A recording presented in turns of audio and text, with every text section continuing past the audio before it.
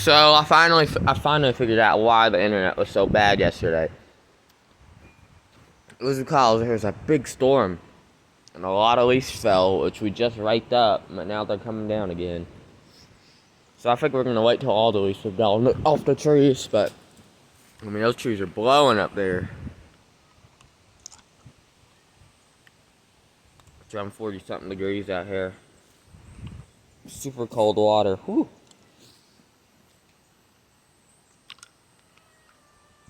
Two wind sucks too. Kitty, what do you want?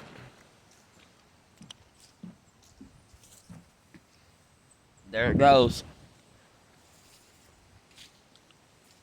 But yeah, it's pretty cold. It's 45 degrees.